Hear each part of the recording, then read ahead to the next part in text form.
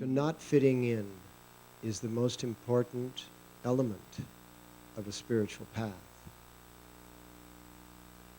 And it frustrates us to end up where we are. Not fitting in will set you free, ultimately.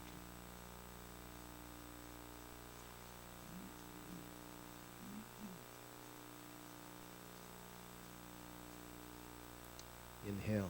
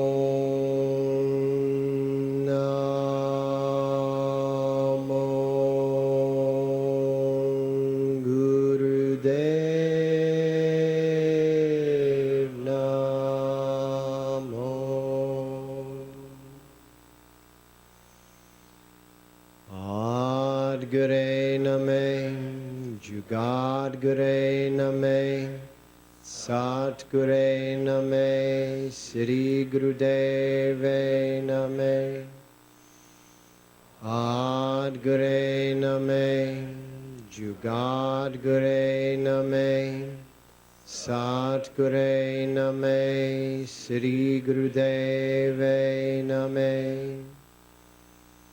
Adguru Name, Jugadguru Name, Satguru Name, Sri Gurudeve Name. Satnam. So there's going to be 3 classes that I'll teach. And by the end of them, we'll be traveling at about light speed. So we want to begin very slow.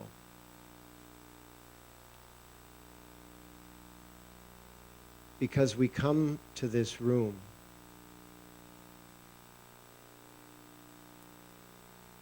with a sensation of humanity.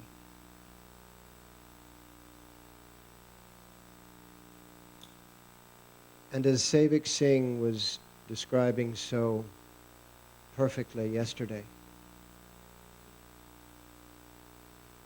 the elements that control us have profound effect upon us. So the cleansing of those elements is essential.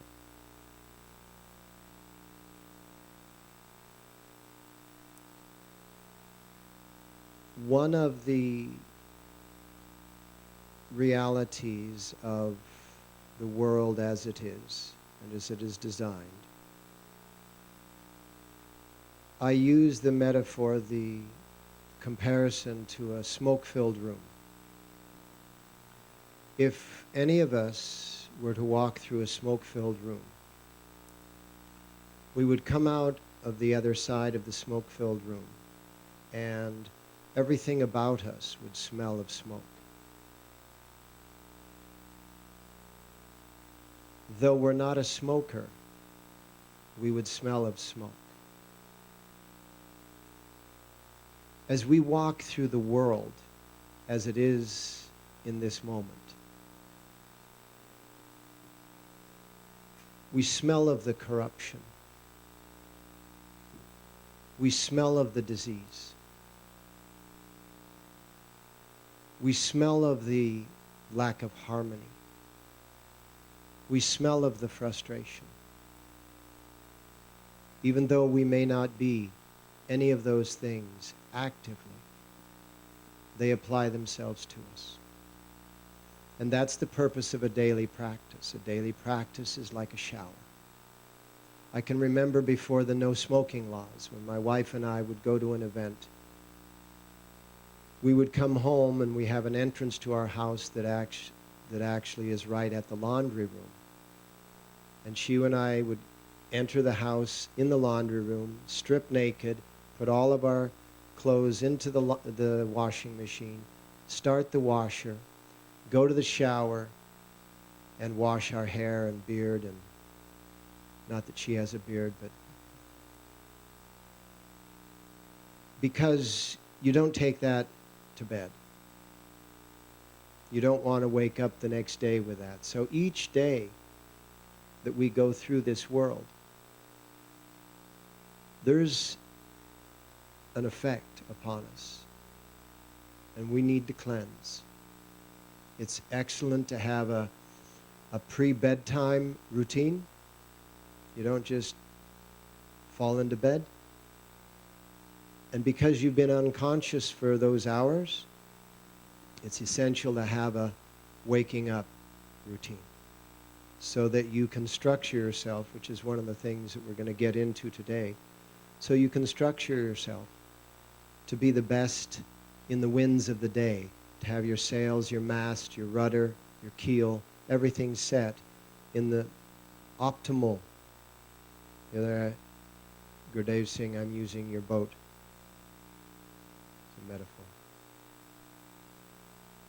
It's an optimal event. You want to get through each day, because each day is a smoke-filled room. By design, not by fault, by default.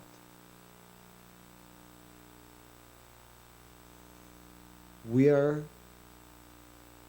exceptional human beings sitting in this room. You just have to get over the idea that you're not, to realize that you are. Now, one of the things that we're going to work with today is structure. But understand that that's just the structure that deals with our physical existence, because infinity has no structure. Infinity has no laws. You cannot have any divisions of infinity. Infinity is infinite. No laws, no structure. And so we're utilizing infinity to exist within finite.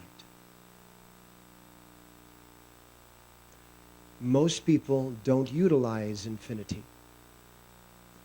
They utilize finite to exist within finite. The moment we tap into infinity to fuel our finite, we have a major problem of containment. It reminds me of this guy years ago who put a V8 engine, an automobile V8 engine, in a modified motorcycle chassis. He gets on it, and you know how motorcyclists like to go vroom, vroom. He got on it, he sat down on it, they started the engine, he went vroom, and the bike flipped over from the torque. It couldn't be ridden. If you have a mule, an old broken down mule, you can jump on that mule backwards. It won't mean anything. That mule's just going to go along like this. If you have an untamed Arabian, to get on that untamed Arabian, you better be really skilled. When we tap into infinity, which is the lawless nature, and we bring that stuff in, we better be contained, because what does the world view us as with that infinity coming in? No rules, no laws. All the little, I got my stuff all lined up, the world says. I got my stuff all lined up.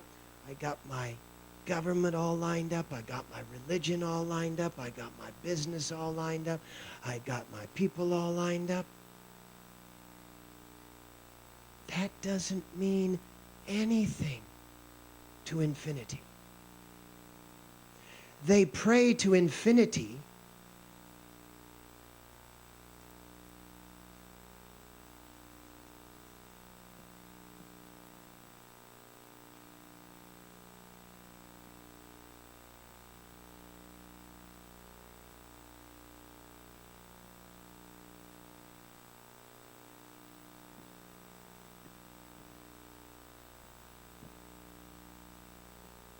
and call it God the Father. Like it's a man. The most spiritual people in the entire world are atheists. It's not that they don't believe in God. They just know that that isn't.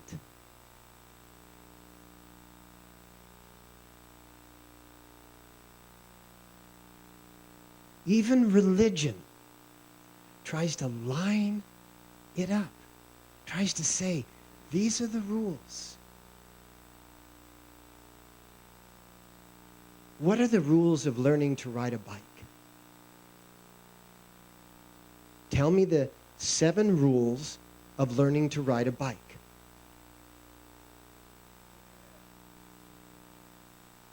Or not. Give me another rule. Huh? Or not. Or not. Or not. Or not.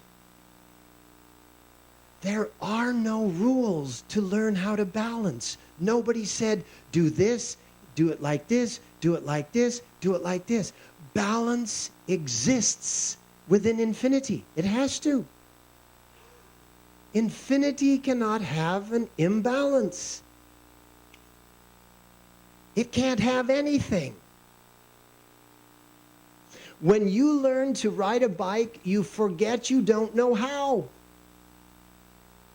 That's the only thing about learning to ride a bike. What do they say? Once you've learned, you never... Because balance is not something that is learned. Balance is something that is. Yogi Bhajan used to always say, the secret to learning is unlearning that you don't know. So we're all enlightened. We just have some stories about how long it's going to take and what we have to do to get there.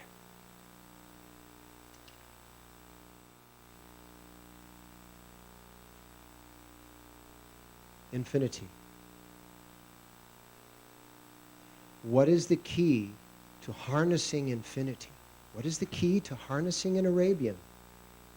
What is the key to harnessing this massive energy, which is balanced? To see this massive energy as you, and to go to what in you is going to enable you to survive the experience.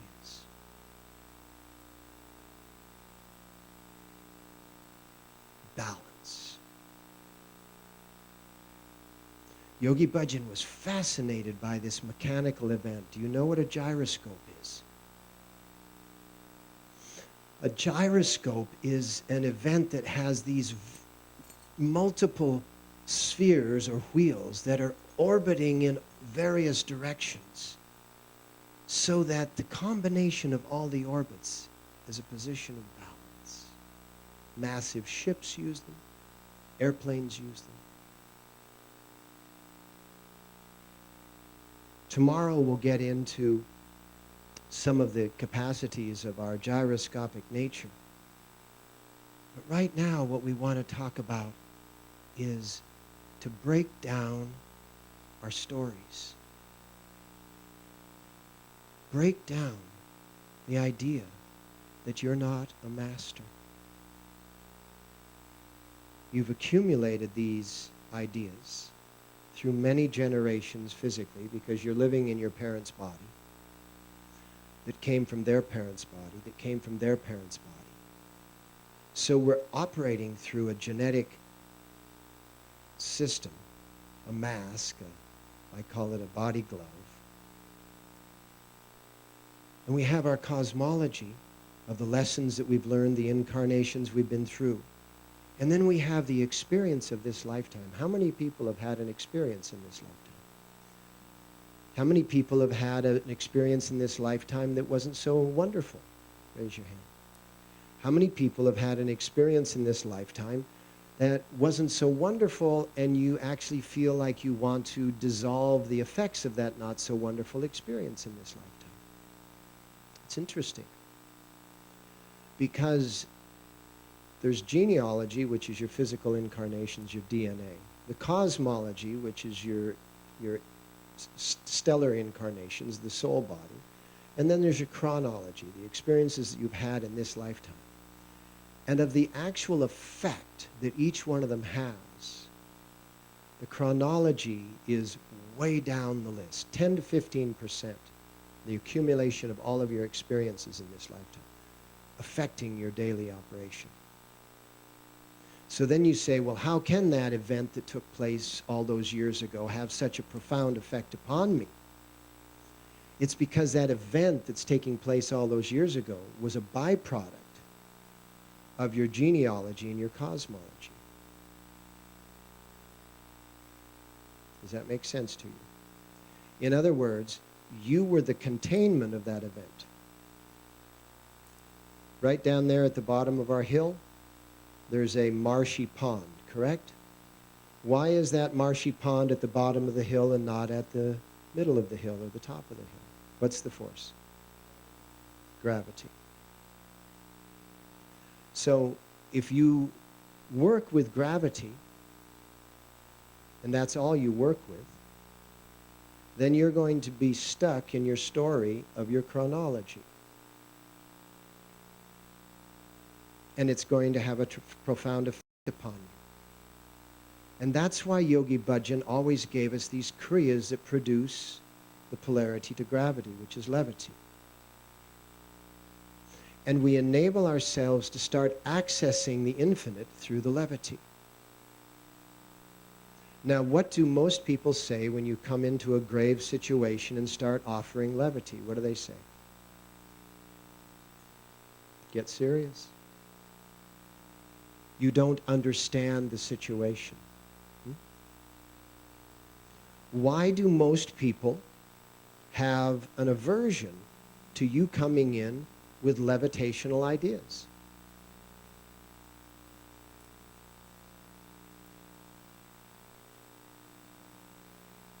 Say it again. Because their dance with gravity? Okay, well that's poetic. So I appreciate that.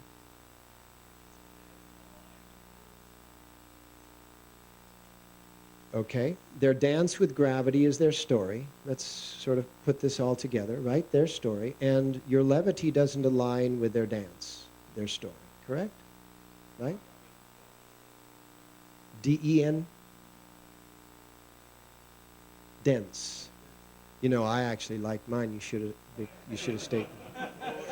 You know, we'll talk about it later. You know, we'll co-write the song. Yeah, so. What happens if your story gets disrupted?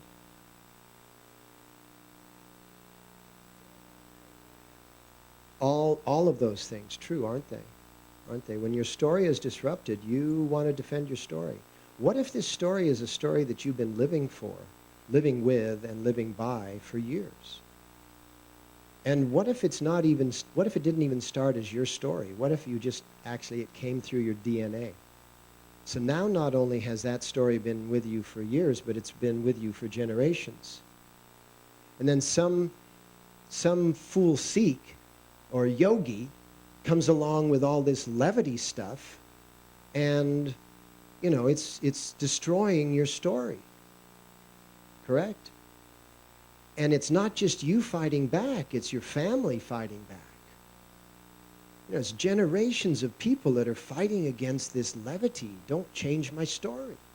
One of the things that Yogi Bhajan said is that when you enlighten yourself, you enlighten 7 generations, correct? They will follow you into that enlightenment kicking and screaming. Even those that have passed beyond are not happy with your path because it doesn't match their struggle.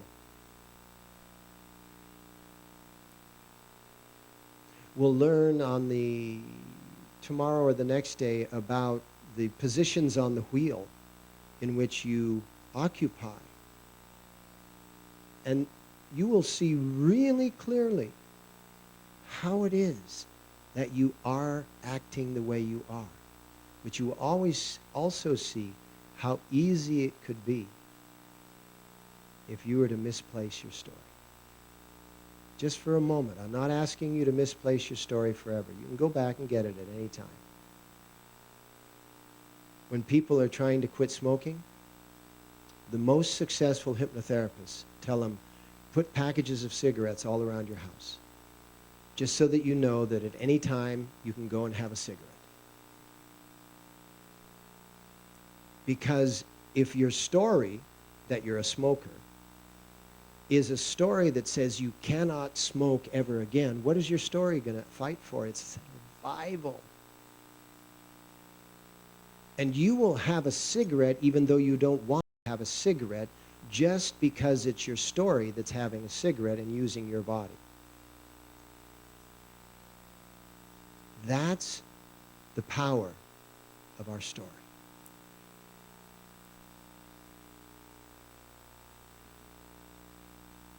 Today, we want to get really basic.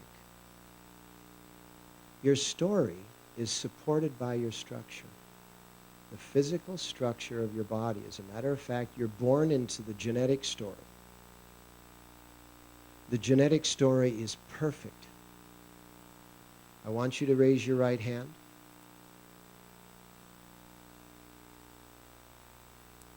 My mother was perfect. My father was perfect. Their parents were perfect. Everything that I was born through is perfect.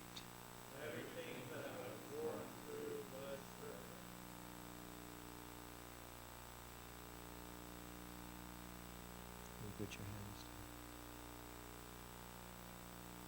Your life is an equation. What is the key to equation? What is the key root term in the word equation? Equals. Your life is equal to exactly,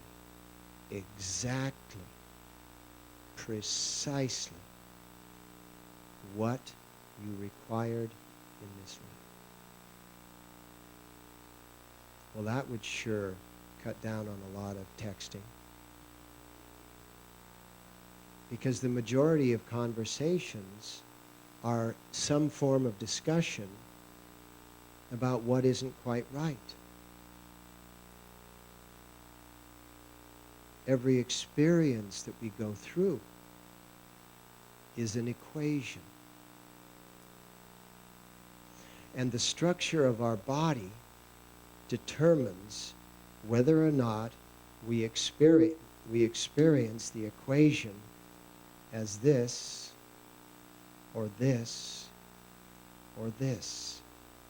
With you on the left side of those symbols, what is the first symbol? I am what? I am greater than the situation. What is the far right symbol? These two events have the same exact outcome.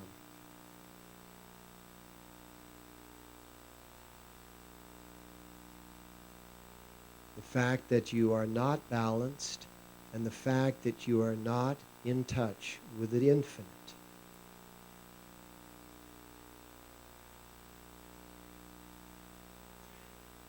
What is the sensation that if suddenly Hari Singh got a phone call on the Pink Barbie that a member of the royal family from England was visiting Canada, and they had heard about Camp Rajyot and wanted to come? It was one of the men, you know, Prince Charles or one of those people. And they were coming to visit Camp Rajyot. Which of these three positions would you be expected to take? Not what would you expect, what position would you be expected to take? Protocol, less than. Is that an honest position to take? Could you allow yourself to be dishonest for the 3 hours that they were visiting Camp Rajyot? Huh? Why? Whoa.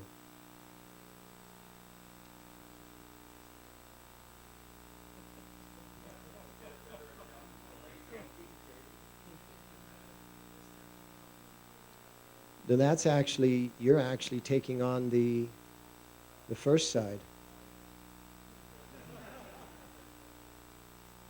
We're not better. We're not better. We're not more important. We're not more special. We're equal. Now, the only way that you could approach a situation in that circumstance, because it would have a lot of pomp around it, correct? The only way that you could approach it is if you were in your infinite nature. Because if you weren't in your infinite nature, you would have such a series of stories going on in your head that you'd be absolutely driving yourself mad, trying to maintain what appeared to be an equality. Not inequality, an equality. This is the definition of mastery. The definition of mastery is that you are the same person no matter if you're getting a speeding ticket from the RCMP or meeting Prince Charles or Prince Harry.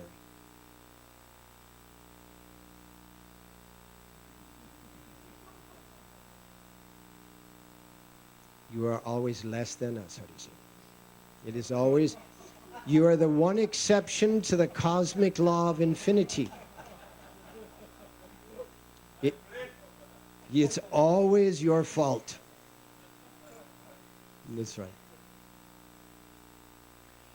This is what we're going to do in our first exercise. You must be able to surrender the story that formulates your identity so that you can surrender the story that formulates the identity in the mirror, what appears to be the other person. So come standing up. Put your legs so that they're the same. You can face this direction. Put your legs so that they're the same width at the hip as they are at the foot.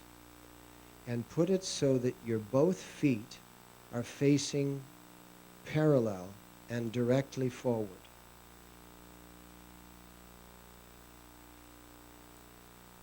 So you're going to have to, some of you will have to bring your feet in a little bit, and some of you will have to spread your feet out a little bit. Measure where your hips are so you can measure where your feet should stand. Your legs should not be slanting slightly outward, and your legs should not be slanting slightly inward. Your legs should be parallel to each other, and your feet should be parallel to each other. Now you can stop looking down for a moment and experience the nature of your pelvic bowl. Close your eyes and experience the nature of your pelvic bowl. If your legs are any farther apart, if your feet are any farther apart than the hips going into the pelvis are, your legs will not be parallel. When your legs are not parallel, there's a mechanism that knows where every one of our body parts is at all times, and it's in the cochlea, the inner ear. Close your eyes.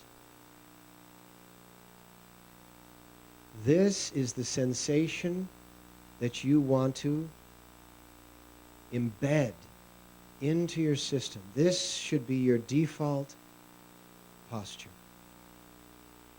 Without this as your default posture, any number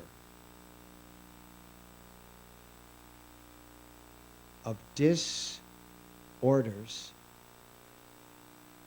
will be entertained by your psyche.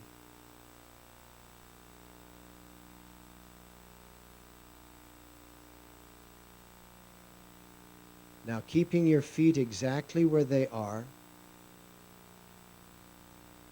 like a hula dancer, move your hips around. Eyes are closed.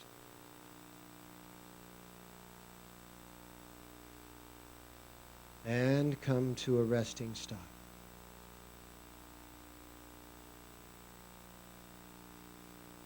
The pelvic bowl exactly mirrors the planet Earth when you're in a state of health.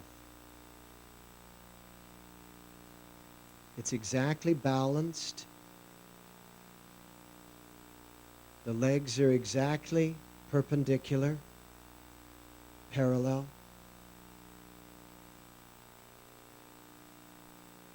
Anything other than this is going to give your body a sensation of concern. It's out of balance. The situation that you're in will require some kind of method so that you can survive, and your instincts will kick in. When the instincts kick in, the consciousness turns off.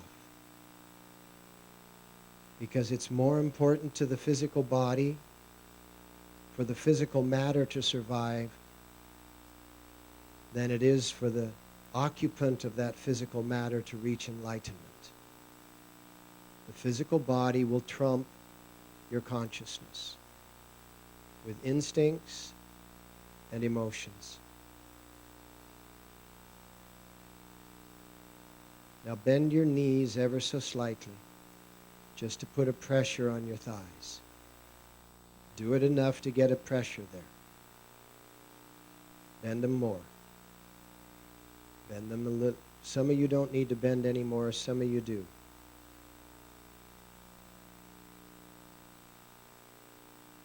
Feel the pressure in the thighs.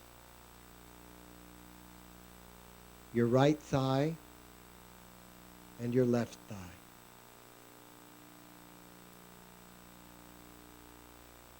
Your left thigh has a bone, it's called the femur. The right thigh has a bone that's called the femur. And inside these bones is the largest bone marrow that's in the entire body. Bone marrow has a major job in producing blood cells.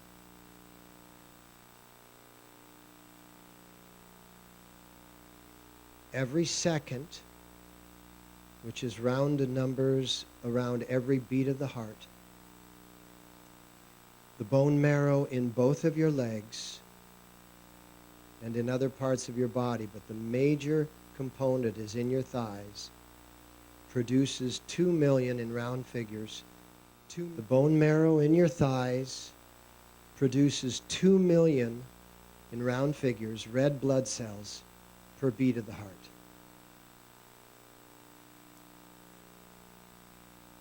Those red blood cells will live from between 112 to 120 days.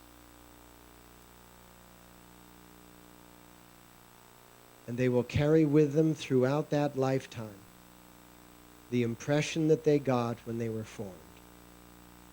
And the impression that they receive when they are formed comes from what is going on inside of you, mentally, emotionally, and existentially.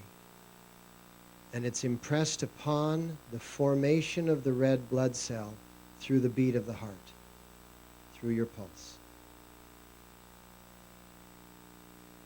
Before clocks were invented, meditations were measured in beats of the heart. And that's why we have these unusual measurements after clocks are invented, like 3 minutes, 11 minutes, 31 minutes, 62 minutes, and also these measurements of 40 days, 90 days, 120 days. These are all measurements of blood.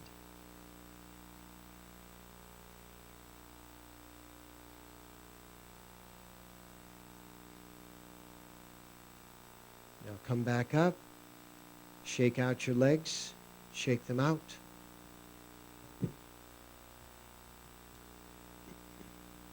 And sit back down. The concept is fluid. When you approach Prince Harry,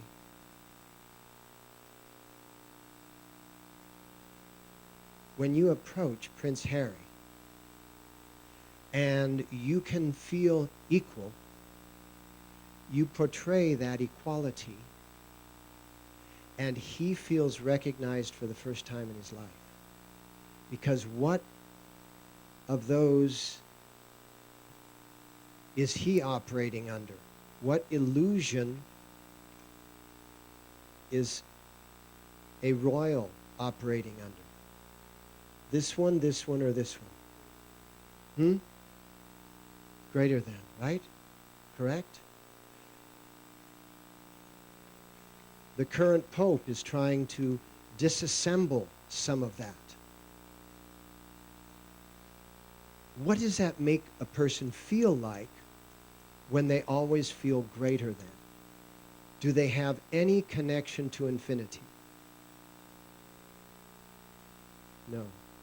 There's no connection to infinity. When you don't have a connection to infinity, what are you operating on? You're not operating on gravity. You're operating, gravity becomes a major component in your life, but you're operating on a non-renewable resource, correct? In other words, you're operating on depletion. When your system is operating on depletion, what do you think the core of your system is feeling? Safe or insecure? Because in each moment you're dying, aren't you? In each moment you're getting further and further away from what your goal is. So your system is highly, highly, highly insecure. What will that do to your physical health? Every moment, right? Every beat of the heart. So when you walk up to Prince Harry, but let's just take the names out of it. When you're walking up to a person of stature, let's put it that way, a president, a prime minister, a queen, a king, a prince, whatever it is, and you actually engulf the circumstance in equality, is that the greatest gift that you could give? In a single moment, you have given that person a sensation that there's hope, isn't it? that there actually is a doorway through to something that all human beings have that same longing inside of them, don't they? Let's put it this way. You walk up to a serial killer. Let's go the other direction. You walk up to the serial killer and you give them a total sense of equality. See the other as you. And everybody goes, oh, that's gross because I'm not a serial killer. Is that what was said? Is that what was said? You walk up to them and you create a sense of equality. What's being equalized? The core of your being with the core of their being. Correct? And without all of the overlays, all of the personality overlays and the circumstantial overlays and everything that has taken place, that person would be just like you. And if you had gone through everything that that person lifetime after lifetime after lifetime had been through, you'd be the serial killer. That is like a kind of like training wheels. You're not actually balancing, but you're also not tipping over. Right?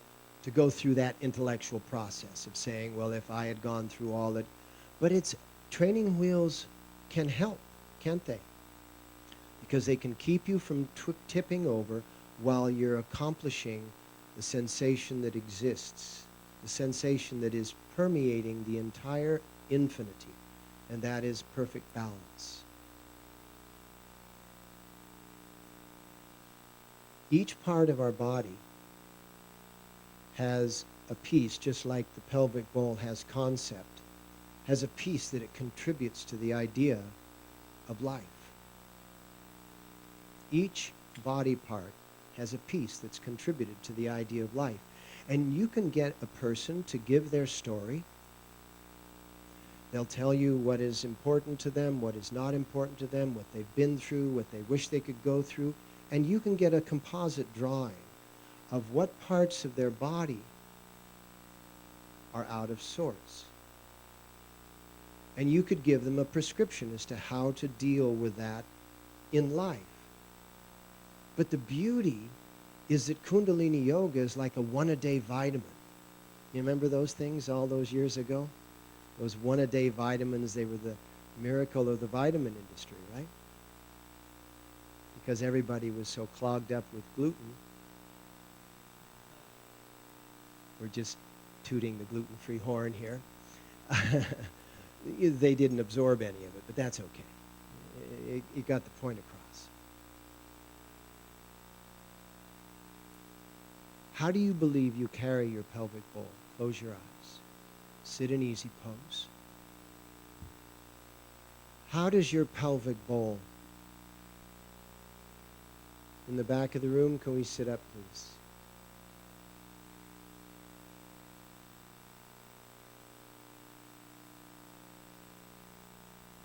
If you think that people are full of shit because they smoke, or people are stupid because they eat McDonald's burgers, or whatever, your pelvic bowl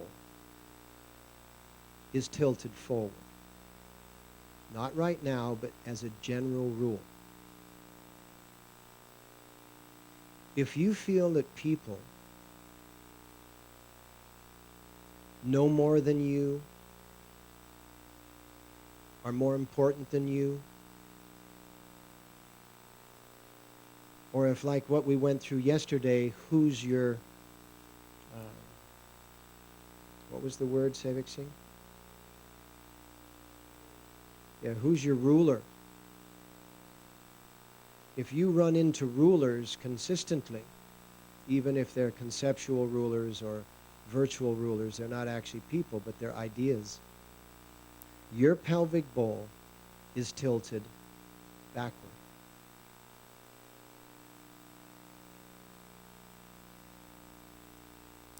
If you have a hard time giving, caring, sharing your pelvic bowl is tilted to the right.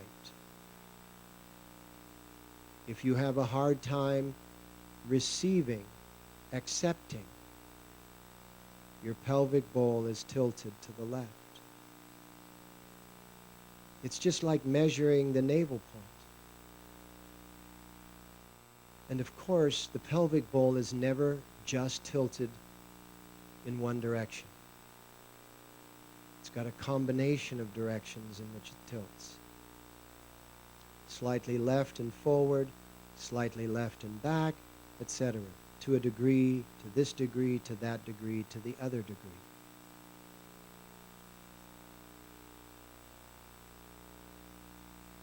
There's a reason why God put the penis and the testicles along with the pelvic bowl. Because for millions of years we've been reproducing based on that tilt. When we feel less than, in today's world we compensate. When we feel greater than, in today's world we accumulate.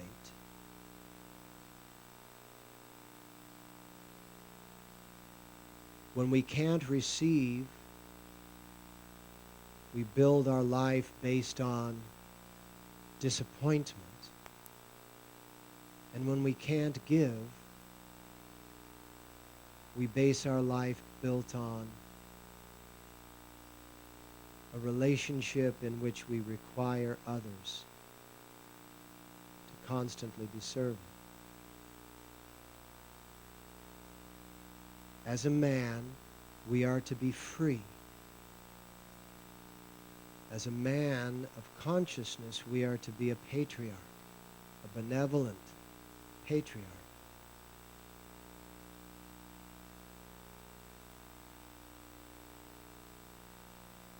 As a man of consciousness, we require equilibrium.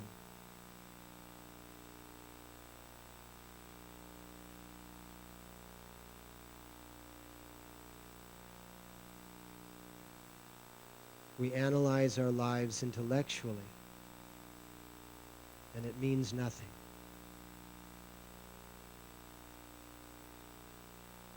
We need to get into the physical core of our being. Don't be concerned about what the other, what this or that. Bring yourself as an absolute equality into each circumstance.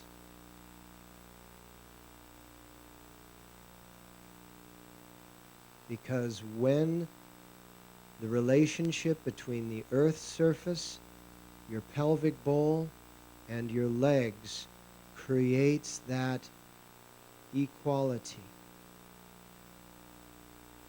every circumstance that you enter into makes you that benevolent, patriarchal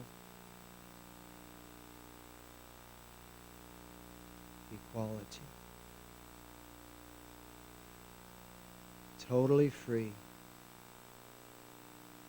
not putting on a show.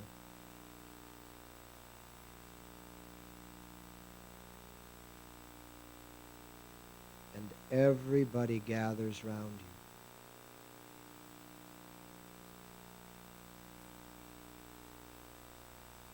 And you don't even see that as a gathering around you. Eyes closed, rub your palms together.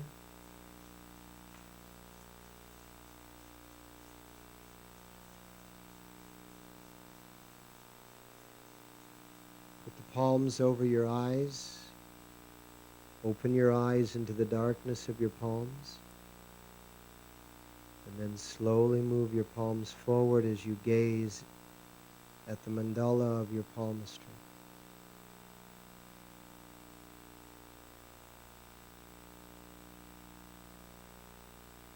Now we're going to do a kriya. It's called Param Karam Dharam Kriya. We're actually going to do it for the length of time that Yogi Bhajan first gave it. It's 62 minutes. This kriya will spread out in the room a little bit, but we're not going to spread out right at this moment, just in a moment. Take hold of your right thigh.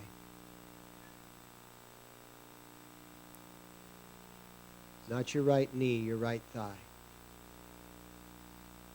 Inside there is the femur. Inside the femur is the bone marrow. Inside the bone marrow, you just made about 12 million red blood cells, since I said femur. From the beat of the heart, 2 million per beat of the heart. Every time you produce a red blood cell, it's red because it has ferrous oxide. Ferrous oxide is a recordable medium, and it records the attitude of your being. What happens to create that is that to get your attitude into your heart so that your heart knows what it's supposed to do, it comes from the inner ear to the inner ear. What did we say a moment ago happens in the inner ear? What does the inner ear know? Everything in your body, the position of everything in your body. That's how you can actually walk to a set of stairs and you don't stop and go like this. Because your body is just calibrating the stairs, and it's calibrating the distance. And if it has never been to those stairs before, what the inner ear is going to do is the inner ear is going to hear the squishing of the air molecules. So as your foot approaches the stair, it knows to raise a little bit because it feels the squishing of the air molecules, which would stub your toe. That's how sensitive this is. People that stub their toes a lot or trip and do these kinds of things usually have a tremendous amount of noise in their brain. That the inner ear isn't actually getting that information. So the inner ear is communicating from the right inner ear to the left inner ear through your throat. And this information is going on all the time. I think I'm this, I think I'm this, I think I'm this, I think I'm this, I think I'm this. Even though you're not intellectually understanding this or feeling it, it's in your attitude. The attitude tells you how you're going to shape your body, how you're going to hold your body, everything about your body. Wasn't it, what was it, 2 days ago that you did the muscle testing? The body has an intelligence that doesn't require your brain. Because with your brain, you can be saying, you know, this is bullshit. You know, and it's like you think it's a trick. It's not a trick. Your body is far more intelligent than you give it credit for. So this information is communicating through your throat. What else is going through your throat when you're not eating, when you're not drinking? Your air is going through your throat. Air goes through your throat into your lungs, into the alveoli sacs, into the bloodstream, and to your heart. And your heart is telling the new cell who you are, who you are, who you are, who you are. Not who you are just in that moment you think you're this, you think you're that. No, who you really are. What is it that you really experience about yourself? Not what is the show you put on for other people. What do you actually experience as yourself? That's going into these. Now, also, as that's going into these, it's experiencing. Okay, all of a sudden, you're doing puttum, cuttum, duttum, right? And the body is starting to align. The structure of the body is starting to align. And all of a sudden, what you're ending up with is your intention is beginning to equal your motivation. Somebody used the expression the other day. It's a famous expression, one of the teachers. The road to hell is paved with good intentions. Why is the road in hell paved to good intentions? Because your intentions are greater than your motivations. Your intentions have to be equal to your motivations.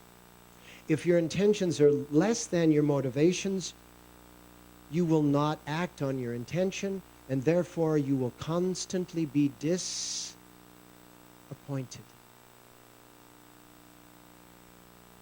And you'll make up some story. I'm really trying. I really am. I'm trying. But I was back in line, and I didn't get to the ferry in time, and then I realized I was going to miss the first day camp, so I decided I wouldn't come to camp. But I'm really trying to get to camp. Really trying. Or I'm really trying to do this, or I'm really trying, or I wish I could do that. Really wish. I really wish. I really wish I could. I really wish I could. Who's believing that story? Which self? The superficial self, yeah? Believing that story. If it happens to you, it happens through you. So just really understand that if your intentions are less than or greater than your motivation, you're not going to act on it. What happens if your intentions are less than your motivation? Highly motivated, but you haven't really come to the place where you can feel like you can, have that big a piece of pie. What is going to be the nature of your nature? Yeah, it'll come in. That's actually a quality. Yeah. What will be the nature of your nature? Disinterested. Disinterested. The same thing that happens here. When you constantly feel like you're greater than, there's nothing out there equal to you. You become disinterested in your environment. You become disinterested in the people. A marriage, for example. Isn't that a perfect example? Ma, Ra, Ej, the time of total equality between the sun and the moon. Ma, the moon, Ra, the sun, Ej, time. Marriage, the time of total equality. What happens after the marriage day? Time takes place, right? The illusion of time takes place, the emergence of each moment. If before you were completely swept off your feet by this incredible, incredible person,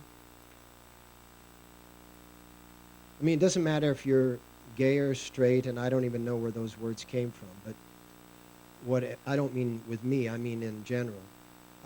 But if you come into the marriage and you're totally swept off your feet, but before you met this person, you were this person. You were greater than person.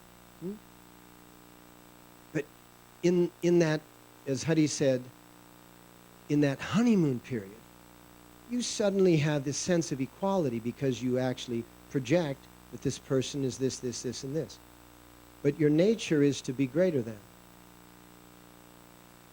What will start happening in the relationship? You're going to start losing interest because you're going to start formulating an opinion of this person that is less than you. And if somebody you formulate an opinion is less than you, then you're going to create this sensation of disinterest. You're going to say, well, I used to be madly in love with you, I still love you, but I'm not in love with you, and you make up this story using words. Same thing if you're always less than. If you're always less than, but you become equal to because this person has sort of given you a new lease on life, when time starts unfolding, your legs are in your pelvis and everything is going to be set up. After the first honeymoon period, you're all going to be set up, and all of a sudden you struggle to get to the bottom again, right? You run to the bottom of the pile so that that person can be greater than. If a person is less than you, what is your tool? Begins with a B-L-A-M-E.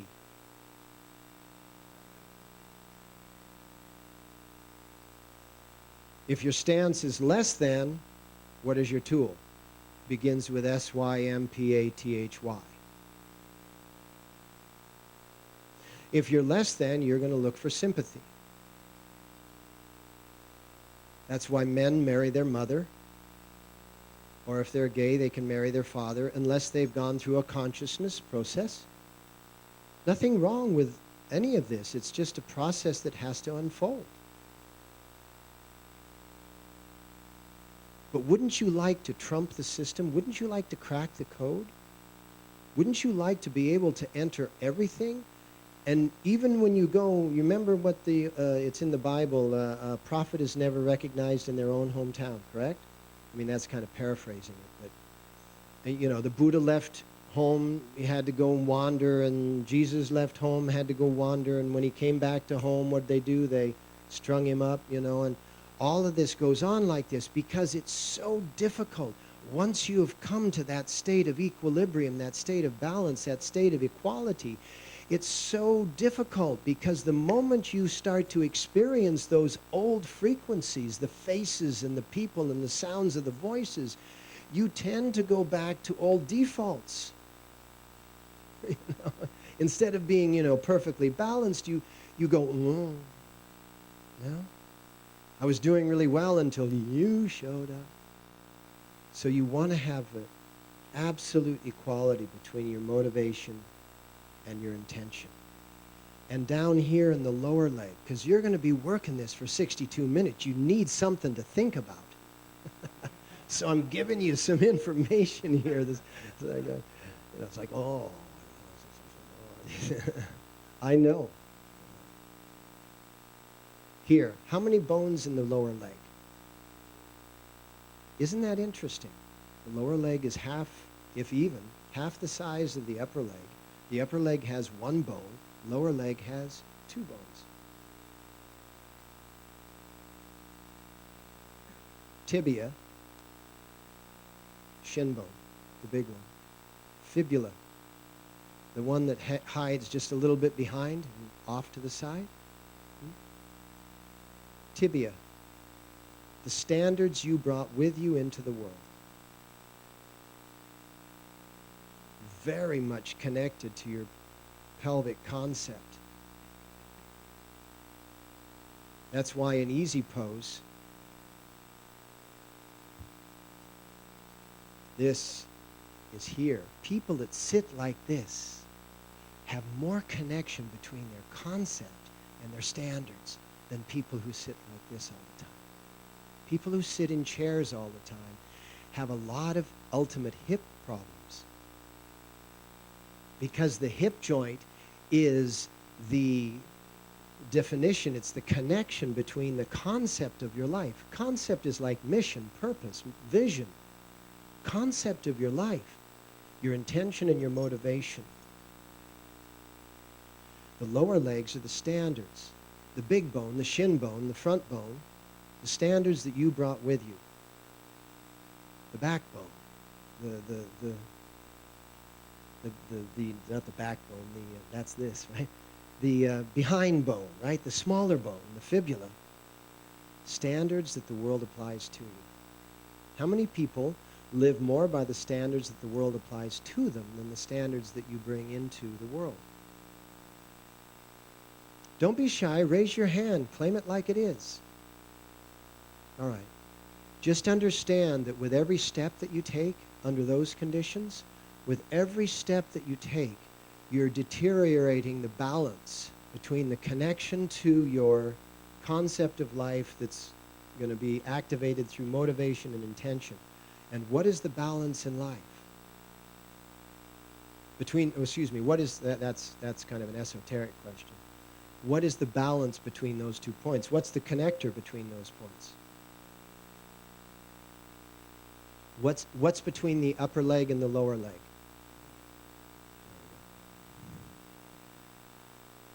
It was my fault. Hari Singh. It was Hari Singh's fault. But I almost took it on, Hari Singh. The knee. What's the age where people start saying, I have bad knees? Round figures. Between here and here. Say it. Huh? That's old. Yeah. Really? That's the outside. The bottom side is, it's like from 35 to 55. It just really depends on activity.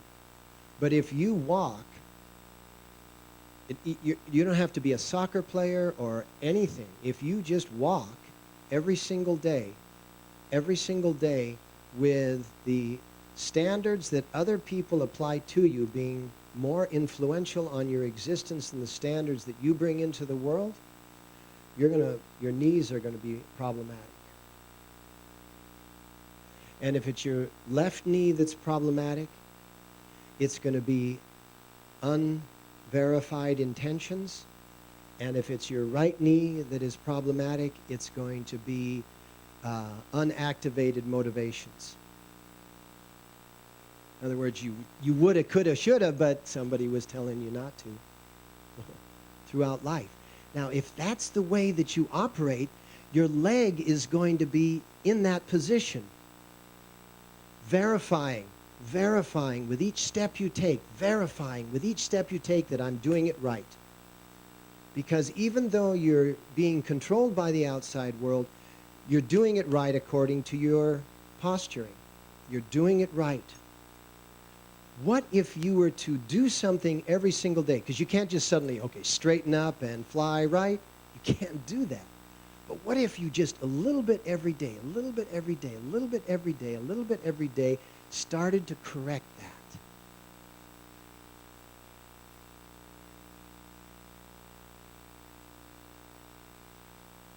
Yesterday, was it yesterday, yeah? The outside, the internal and external? And you all talk to each other in the small groups, correct? What if there was nothing in the external world that was actually controlling you? What if you were in equilibrium with the external world? And so if you actually saw that there was something that was needed in the external world, because you're a Sevadar, you jump into the position of fulfilling the need. But if you're a true Sevadar, just like we were talking about with the prince or the queen or the president or the CEO, if you saw that they appeared to need you to be less than, but you knew in your heart of hearts, in your consciousness, that in that moment you have the opportunity to bring them into a connection with infinity, and you could give them a sensation of equality, you would not want to fulfill their supposed or perceived need, would you? And the perceived need that you would think would make up all kinds of stories. If I don't fulfill this perceived need, I am, begins with a D-E-A-D. Because that's where your system will go to. If I don't fulfill this perceived need of my husband, my wife, my boss, my child, my president, my queen, my priest, my this, my that, if I don't fulfill this perceived need, something really, really bad is going to take place. But what if your system had been working a process day in and day out, 40 days, 90 days, 120 days, and all of a sudden, all of the blood in your system is saying, wow, I'm actually a teacher in this situation. I'm not a student in this situation. I'm a teacher and a student, a Pe Guru Chela. I am actually a process here. And I can actually guide this situation. I look at my intention and I say, okay, how much motivation do I need to build to match that intention? And you know what starts happening to my intention? My intention begins to develop ideas that I'd never thought of before. Why would I want to think of an idea that I don't have enough motivation to achieve? Wouldn't that give me a life of misery? A life of unfulfilled ideas? So I wouldn't do that to myself, because that would be cruel and unusual. That would be like torture. And all of a sudden, I'm now saying, hey, whatever you need, how would you like to have somebody come up to you and say, whatever you need, whatever you need, whatever you need, bar nothing, I will make it happen for you. And you know that they've got a lot of zeros in their bank account that are different than your zeros. And if it's requiring money or if it's requiring influence, the person has influence all over the planet. It's requiring any of those things that they can actually get it done. And they're saying to you, whatever it is that you want, I can get it for you. That my brothers, is exactly what the right thigh needs to say to the left thigh. And then the left thigh will go, shit. Probably not. It will go, wow. Wahe Guru. It will say something, but it will go, I don't need all these petty Annie things that I desire. Like a bag of Fritos, you know, at summer solstice, where the solstice diet is just driving you insane, you know? Right? I just need a, and you get this stupid little idea because it feels so unattainable. But now, the whole game has switched. It's all attainable. Every piece of it. All those little pieces fall away, and whoom, out comes, wow! I am who I am. Wow, I am. I don't need to do all those. I am who I am. I can be what I've always wanted to be. A butler. A lawyer. A doctor. A Kundalini teacher. A bass player. A whatever. Whatever. I can be a great father. I can be a great husband. I can be a great person. I can be a philanthropist. I don't have any money, but I can give away millions.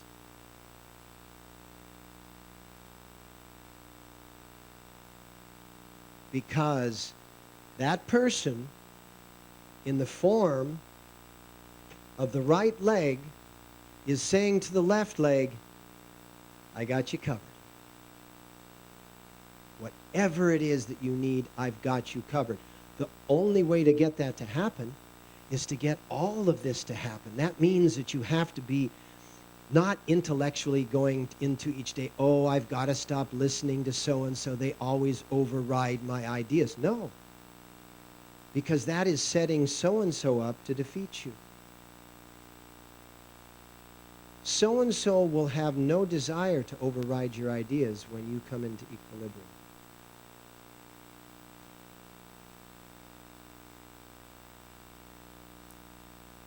When you come into equilibrium and all of this is working, all of this is balanced,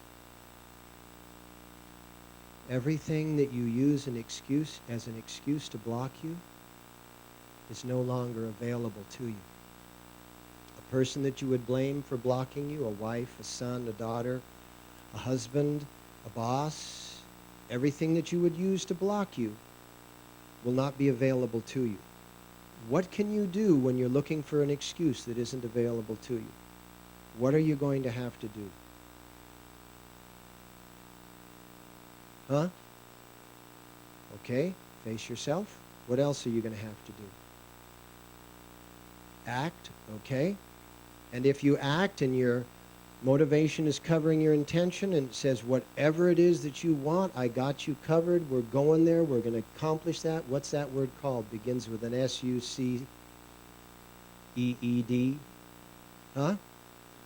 So when you no longer have an excuse, what are you going to have to do? Succeed. Now, that's going to have a little bit of an edge to it. A little sharp edge. You know why? Because human beings are the only creatures that get attention in sympathy. Write that word down in your notes.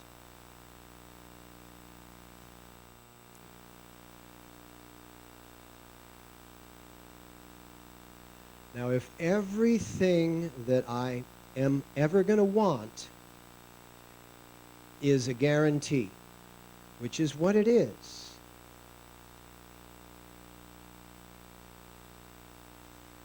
then I'm going to have to give up this because I will never need it. And that's huge.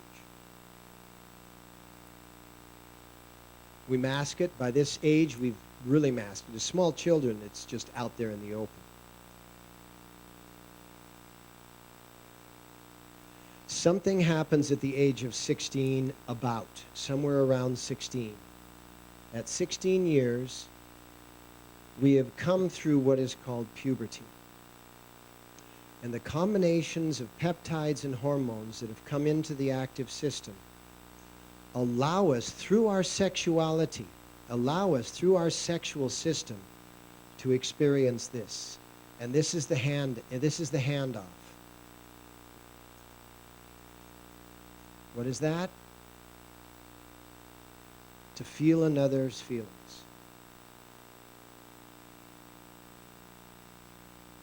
Prior to that time, we cannot feel another's feelings, and therefore we don't think that they can feel our feelings.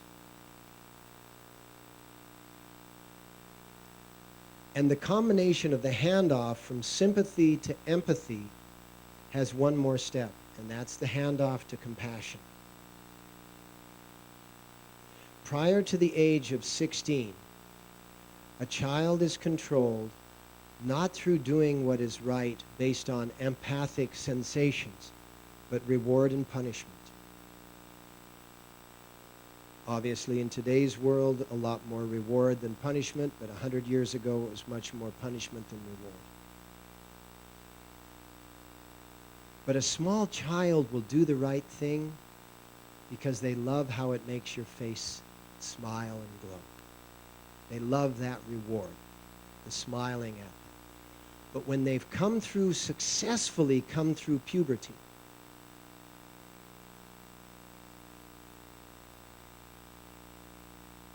they've learned to see the solution with nothing available. What have they learned? Say it. Just repeat it back.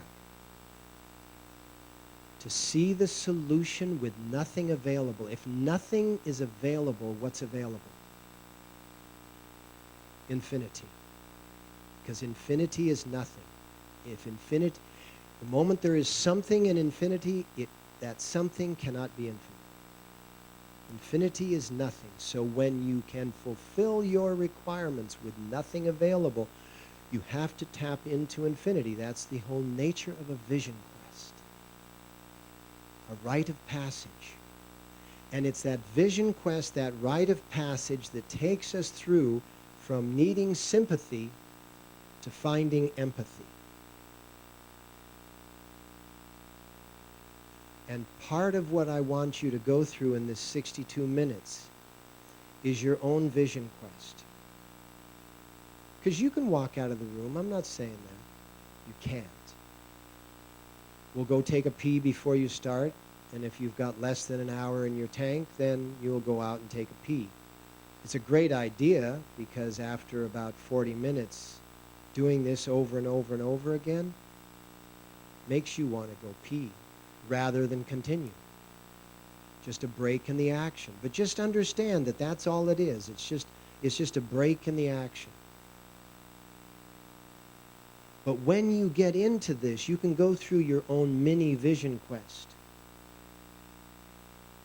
You can feel like I got nothing except these 4 moves. Got nothing except these 4 moves, and they're repeating, and the guy around me is crowding me now. You know, I was like, oh man, this is just, you got no place to go. And when you got no place to go, and you keep up, you have the experience of a mini or a micro or a nano vision quest. And what happens inside of you is that you say to yourself, wow, I can actually balance this out for no good reason. I don't need somebody's permission. I don't need anything. By the way, the reason that your feet are always straight forward is because your direction. If your feet are like this, is your unit going to go in one direction or a couple of directions? What if you're always walking like this? You've seen people, haven't you? They always walk like this, or they walk with both feet pointed out, or they walk with one foot pointed in, or both feet pointed in, right? Look at your feet when you walk. Be really conscious of the fact you're walking with your feet pointing in the direction that you're going. It's one of the reasons why basketball players blow out their knees, is because they're never going in the direction that their body is in. They're flailing their bodies all around the court. The ankle, how many of you don't use your ankles? How many of you walk like this? Where you just sort of bend your foot forward, and you actually don't walk up like this, where you're coming up on your toes. Do you all walk on your toes? Do you know?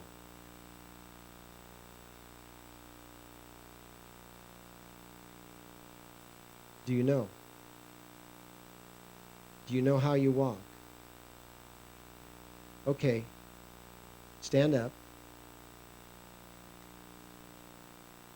Come on outside. Don't put your shoes on.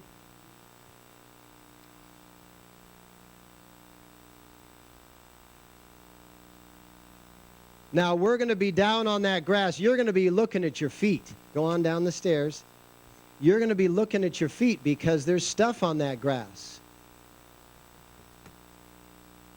And I just want you to look at your feet and feel your legs and keep on walking and figure out how you can start using your ankles to create momentum rather than just flopping your feet. Feel that your heel touches the ground, and then you rise up on your toes. You don't have to exaggerate it, but are your feet parallel to each other? What are you going to have to do on a daily basis, on a moment-to-moment basis, to begin to develop a habit of walking that actually serves all of your requirements of equilibrium, of balance, of motivation, of intention, of empathy, of compassion? Now move your consciousness up past your feet and ankles and experience what is going on in your lower leg. You have two bones there that are registering the pressures. When your weight is on your heel, there is more pressure on your fibula. Have you ever heard the expression, "You knocked me back on my heels"? That means when you're on your heel, you're receiving the input from the world around you. That's the standards that other people place upon you. The human body is a worship instrument. It's not a work machine. It's an instrument through which we actually achieve that sacred enlightenment, that nirvana that Gurdev Singh was talking about.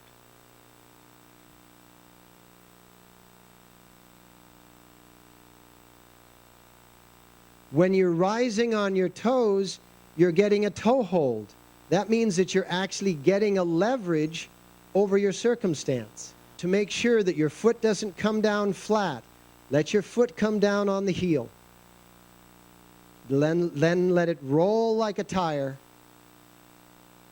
and rise slightly on the toes. Then you'll be using your ankle. The ankle measures your angle of momentum. And there's always an angle of momentum that has an advantage to you. This is just walking. It took us 4 million years to figure this game out. From the time we first grabbed hold of the vines and pulled ourselves into an upright position until we had mastered as a two-legged creature the process of walking. But walking gives you all of the information that you need for the world around you.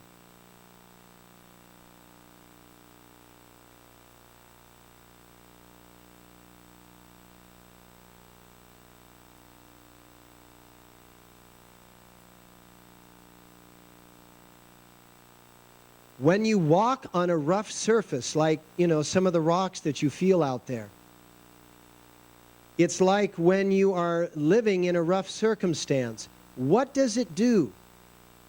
What does it do to your stride when you are feeling a rough circumstance in your life? What does it do to your stride? Do you still step on your heel when there's an opportunity to have sharp rocks and things underneath you? No, we usually don't step down on our heel when there's all these prickers and rocks and things. That means that we're going to enter a rough situation without taking in any of the information from the rough situation. Now, if your brain is moving outside of the moment, you'll be thinking about things like, how long was this going to go on for? Or, I wonder if this really works. You'll have so many opportunities because there's just a plethora of opportunities not to be in the moment. We've mastered that over the last 100,000 years.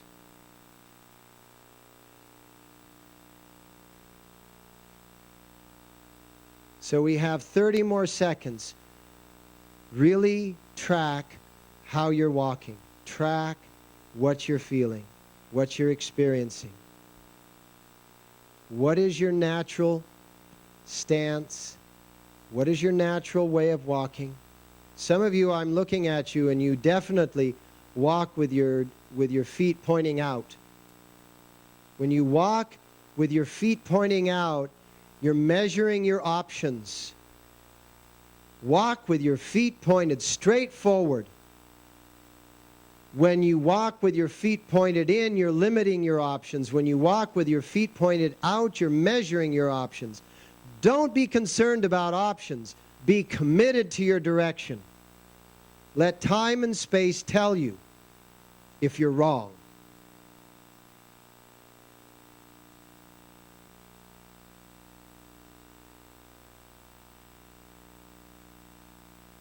The road to success is paved with the bricks of failure. Learn to fail in joy. Every failure moves you closer to your success. So now begin to make your way back to the room, but stay in the same pace. Heel, roll, toe. Heel, roll, toe. Heel, roll, toe. Feet pointed straight forward. Feet pointed straight forward. Straight forward. Both feet. Now look down at your feet. Look down at your feet. Stand.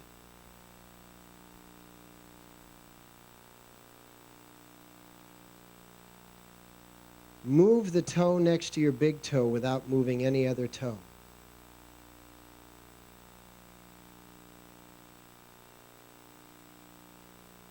There is a nerve that's connected to a system of muscles that can move that. Do you know that we spend the first 4 or 5 months of our life not knowing that our feet and hands belong to us? They just occupy the same crib that we occupy or the same place that we occupy.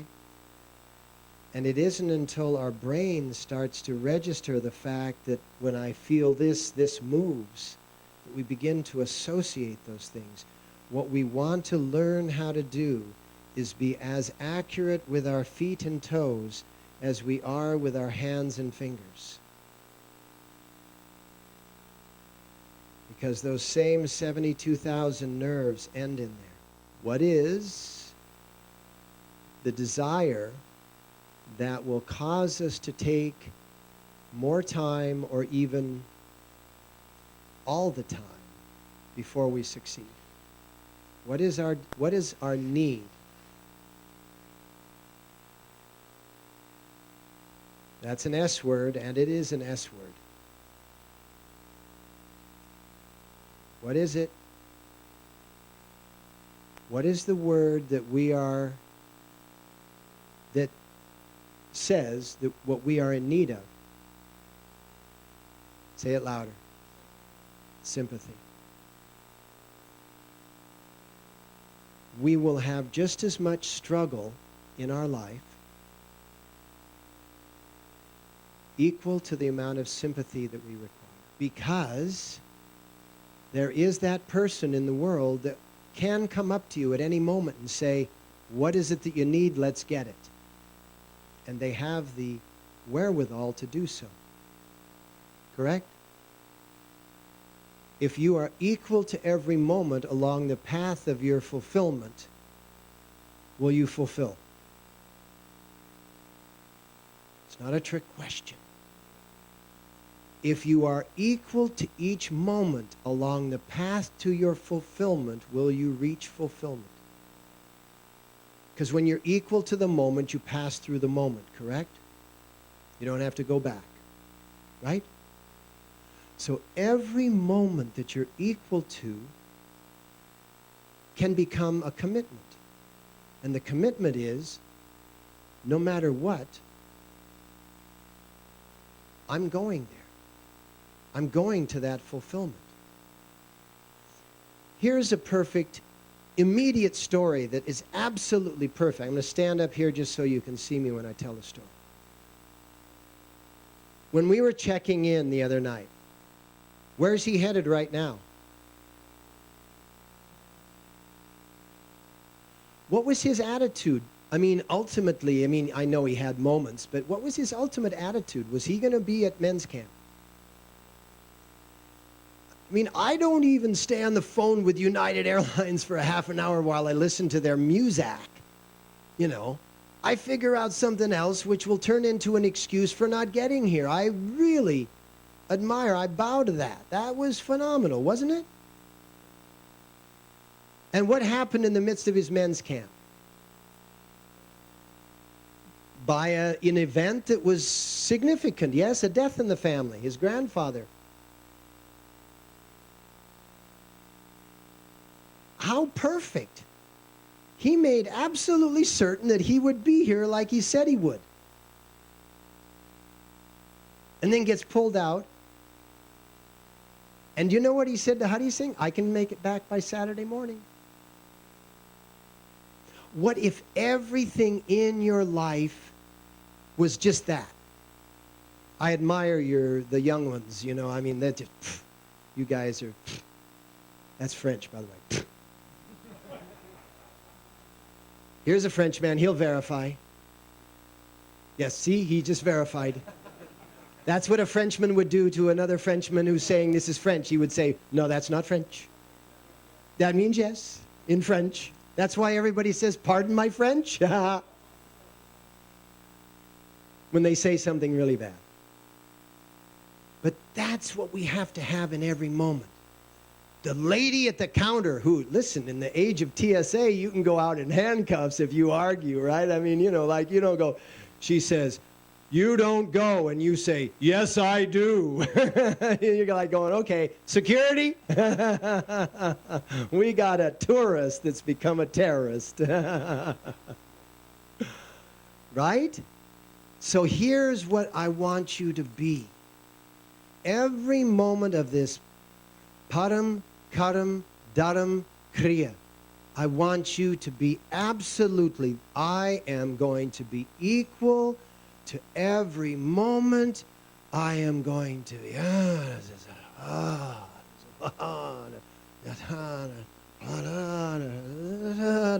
and then you'll run into some real difficulty around minute 3. You know why minute 3 is so difficult? Because you got 59 minutes left, you know? It's like you're going, well, 3, you haven't been through anything. That's the problem. You got so much left to go. And in life, that's the big problem. You don't know where the clock is. That's the huge problem. You don't know if you're at minute 3 or at minute 59. And what do we use when we're in that position?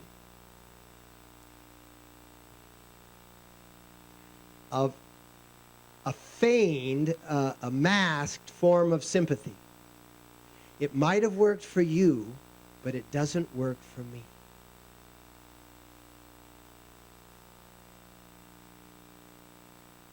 Yogi Bhajan gave us these teachings. He said, don't alter them, don't change them. because they work. And you do the teaching, you do the 40-day sadhana, right? And at the end of 40 days, nothing's changed. I remember one time, I had the honor of he telling me in front of a very large crowd I was the only person that he had ever met in his life that could totally piss him off. One time he was so pissed at me that he grabbed Guru Joda, who's a lawyer. He said, I am so pissed at you, I need a lawyer next to me while I talk to you.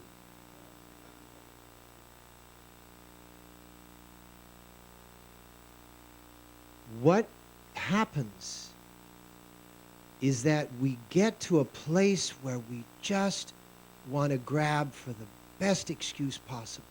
And the best excuse possible is when we take ourselves out of the infinite universe and we say, it doesn't work for. So he gave me a 40-day sadhana. At the end of 40 days, I said, sir, it didn't work. He says, okay, do it for 120. So I said, does that mean 120 from now? Or do I already have 40 invested in and I got 80 more to go? He said, no, 120 from now. If I hadn't asked that question, I probably could have got it the other way around. But was I a humble servant or was I pissed? Huh? And why was I pissed? What did I want? I did not want results. I wanted sympathy. Because results would have made me absolutely successful, but sympathy would have been like a Snickers.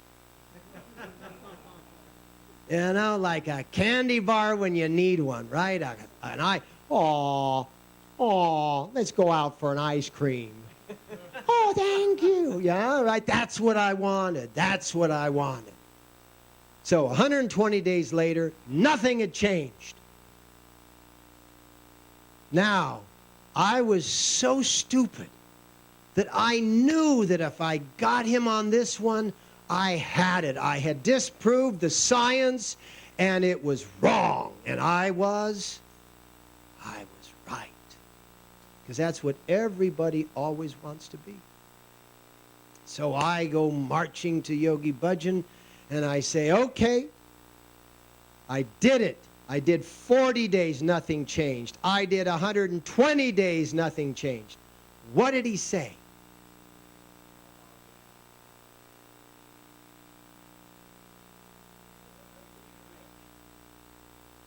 He said, for you, it will take 30 years.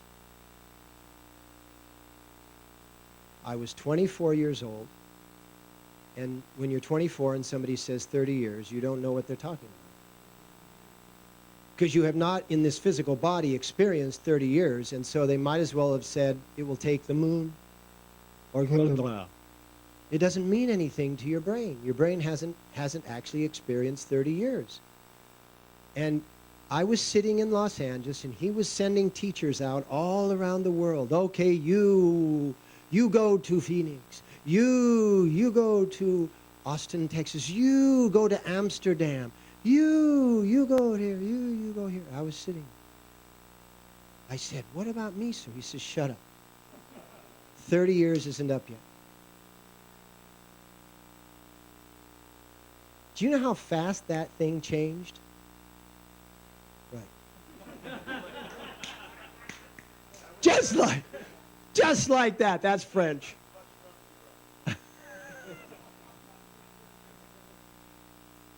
Just like that, the thing changed. So what did I do? What did I do? Of course, what did I do? Of course I did it. What did I do? I went and told him. I said, look it, I can go now. You can send me out into the world. I can be whatever, blah, blah, blah, blah, blah. He said, shut up. What was I still doing? Looking for sympathy. It was changing, wasn't it? My approach was changing, wasn't it? Sometimes I would play to his good side. Sometimes I would play to his bad side. Sometimes I'd come straight at him. Other times I'd try to skirt around him. What did he do? Steady, fixed frequency. Steady. You guys must have rehearsed that. He didn't change, did he? And he wouldn't change if the Queen of England came in the room. He would say, "Hey, sit down, I'm giving you an assignment." Right? So, in the midst of this Kriya, I want you to let all of these stories of all of what you've gone through and all, because you've got time, 62 minutes of doing the most boring thing possible. Gives a lot of time for the brain to talk and tell you this and tell you that and do this and do that. All right? So what I'd like you to do is I'd like you to roll up your mat and Padam. Padam is the breather. Padam is the breather. You're not the breather. You're not the breather. You're the being breathed. We're actually going to go through that on Saturday. You're the being breathed. And to be able to practice the meditation of just being the breathed as opposed to the breather is like so, it so gets to your I'm going to die trigger. I have to do something or else I will die trigger. And we'll love that. Padam, the being breathed. Kadam, the doer. Kadam, you're surrounded by the doer, and all of what is being done and you're observing. Even if you have your hands involved, even if you have your brain involved, even if you have your laptop involved, even if you have your car involved, you're not the doer. It's an illusion. We set ourselves up. Padam, kadam, dalam. Daram. You are not your spiritual practice. You are the gifted. You're the one blessed to have a spiritual practice practiced on you. That is really what the Guru is saying in all of these hukams. And I invite those of you who just experience the Guru's words, not necessarily through the translation. Which translation are we using? It's actually quite nice. Huh? From Arizona? Yeah. This is a wonderful translation of the Guru's Bani. But come into Gurdwara before you leave and just have the experience of listening to what how these 10 men talked, you know, and what was recorded from what they said, because they give you little nuances, and you know, sometimes you listen to it, and depending upon the angle of your reception, you will discredit or you will not connect to. But that dharam, that sensation of, you know, the spiritual, if I'm being gifted with a spiritual practice, if I'm being gifted with even a spiritual concept, an idea or whatever, I am so blessed. I am so blessed. I am so blessed. So this Kriya is, I am not the breather, I am not the doer, I am the receiver of the gift of Dharma, the gift of Dharma, of a truly connected to infinity practice that I'm actually acting within. And the key is to, by the end of this Kriya, that you're just feeling like you are the acted upon. You're just being acted upon. You're no longer thinking, when am I going to get out of this? Because this is not like a hard thing. This is not like Nabi Kriya. This is not like the evergreen set. This is not like if you can't do this, you know. Right? This is just simple stuff.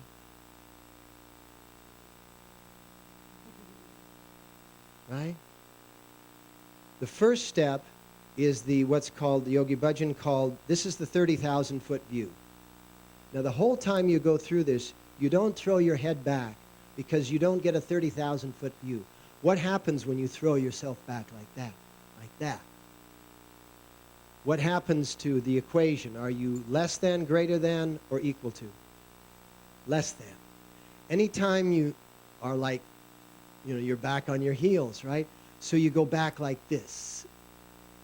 And you have a bowl of water on your head. Now, you start out with one leg. You go through the whole thing with that one leg. Then you go to the other leg. So this is the 30,000-foot view. Everybody come into this position. Step back, arms stretched, and like, who was it yesterday said, stretch your armpits. That's the first I'd ever heard of that. I love that. I said, shit, that's good. I like that. Stretch my armpits. You are really getting into the body of your fascia when you can stretch your armpits. Right? And then you go whoosh. So that was the inhale, and you come immediately into tree pose. Then that's the exhale.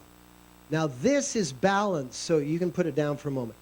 This is balance, so you get the 30,000-foot view, and then you come into balance. Balance allows you to discover the direction. It's only at the balance point at the top of the wave that there's no momentum. There's no struggle to get, and there's no movement toward the back and the front of the wave of time.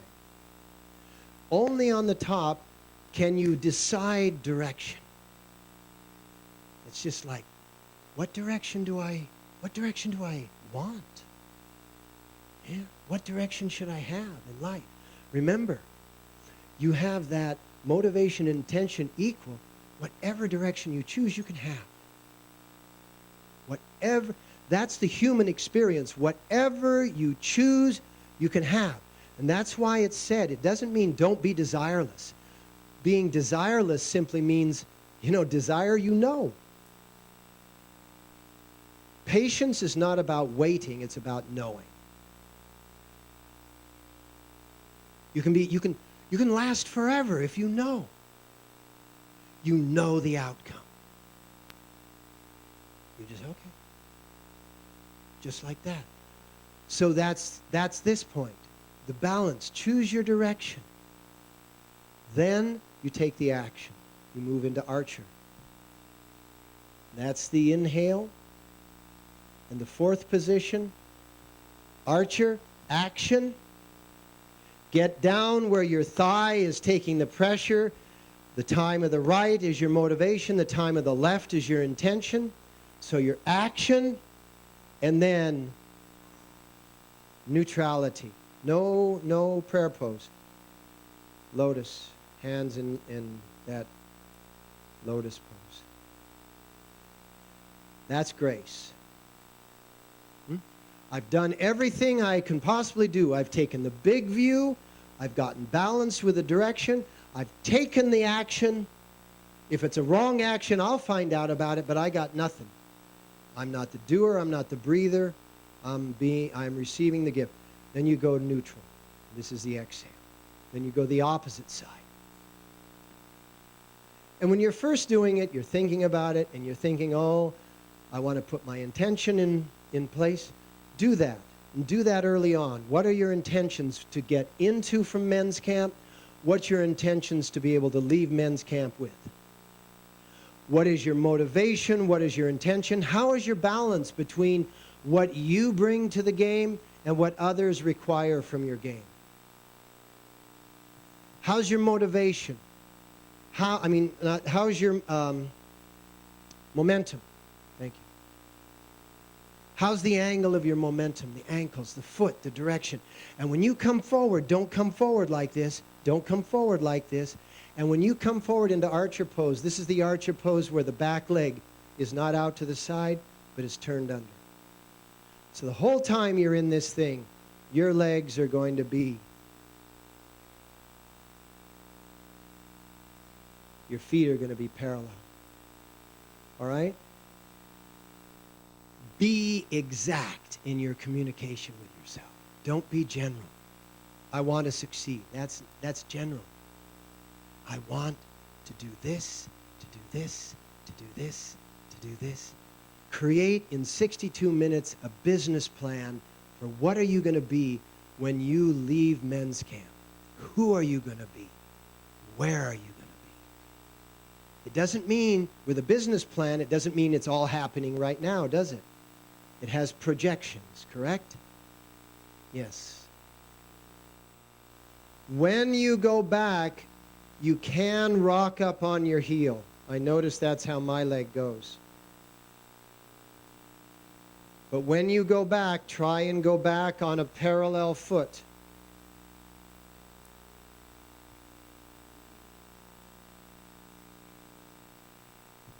Make your breath as deep as you feel comfortable with, because it'll shift over the 62 minutes.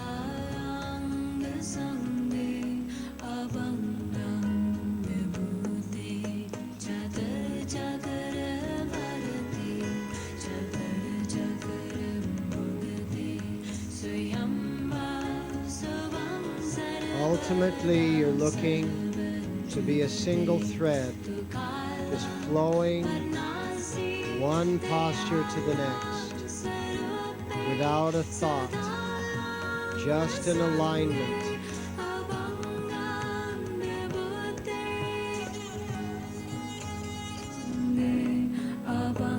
We align our body so that its innate intelligence, its inherent intelligence can assist us. The body is a miraculous instrument of worship.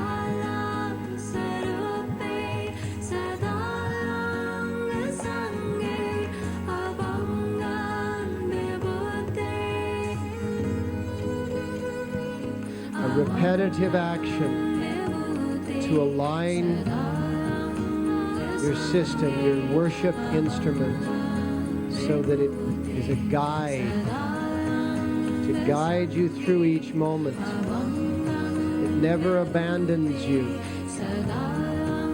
It overcomes the need for sympathy.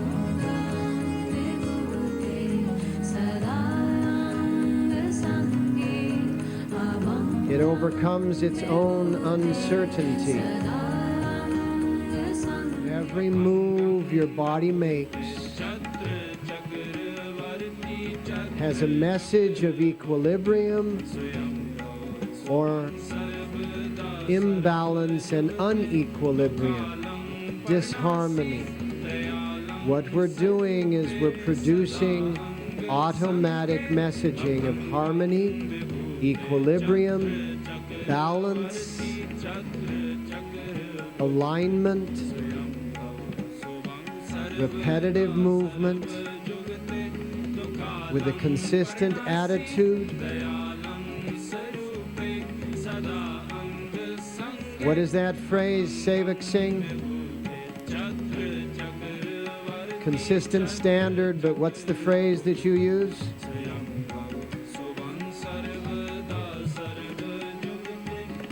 We'll get back to you.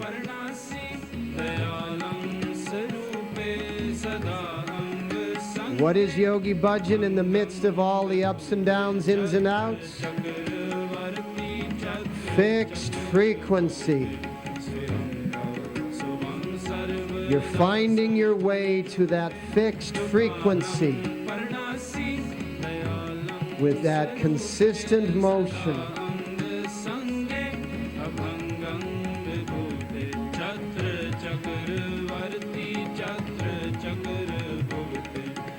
Gurudev Singh told the story of the Buddha.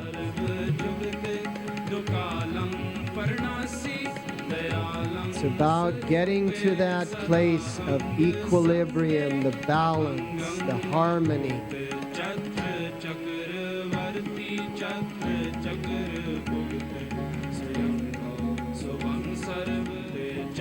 When the newness and the challenge wears off and the boredom begins to set in, that is the time you must do everything with nothing.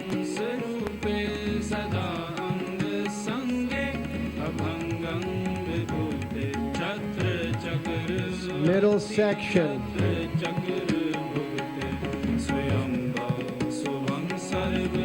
is where you really want to re-emphasize your centered body is beginning to memorize movement.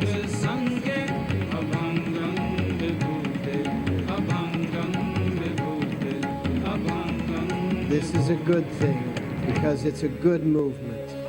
You want these kinds of movements memorized. They balance you.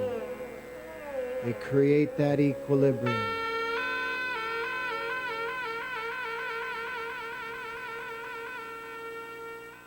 Yogi Bhajan created a term of the breath and movement that were as is one event. If there's not the breath and there's not the movement, he called it grooving, where breath and moving are identical.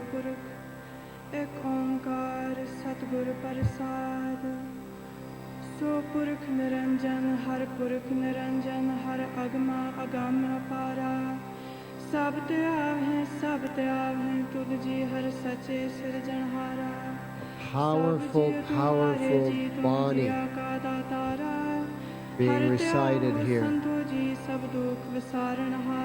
It's doing the same thing mentally that your physical body is doing physically. It's aligning and balancing, creating harmony.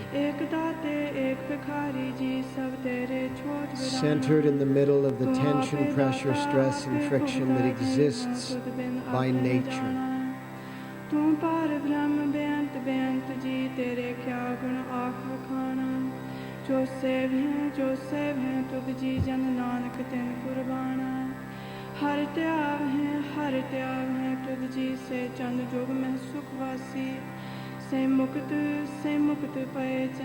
Every heartbeat producing 2 million red blood cells filled with this alignment as its message.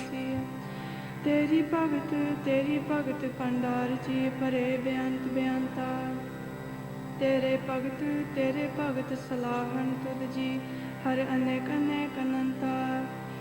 At the end of this Kriya, you will have 82 billion new red blood cells, all with the impression of this Kriya. 82 billion new red blood cells.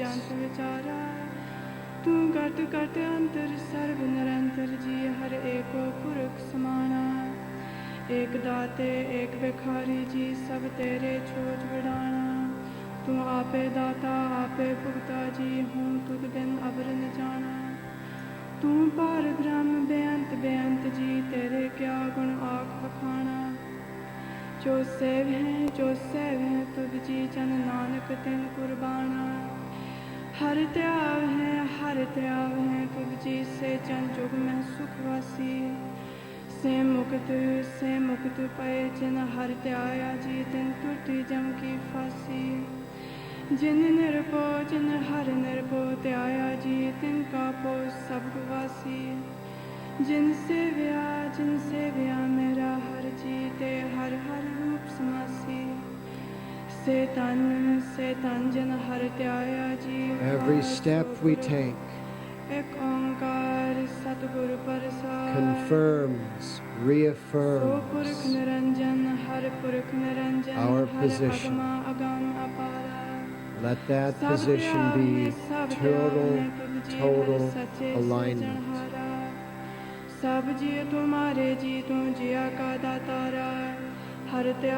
Take these last 3 minutes and be back consciously aware. The big view, he said, the 30,000-foot view, the balanced view, the choice of direction, the action view, not concerned right or wrong, the neutral view. It's all by Guru's grace, all by God's grace.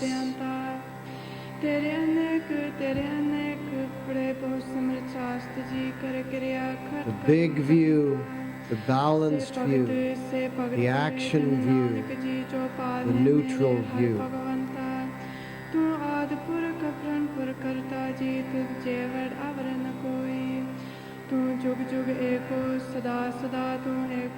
During this last minute, rejoice in the 82 billion red blood cells that are new and improved, flowing through your system.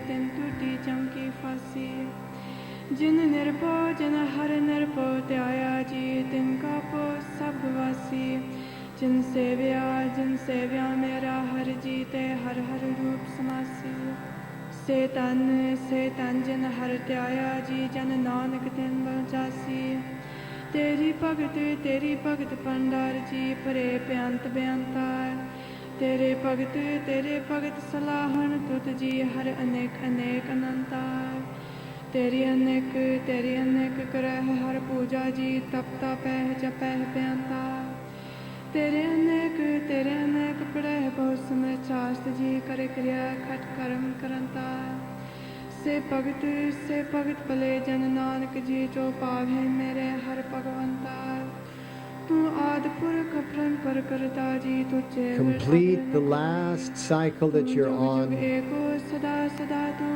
and immediately, without getting your mat, lie down on your back. तुद आपे सृष्ट सब पाई जी तुद आपे सृष्ट सब कोई जन नानक गुण गावे।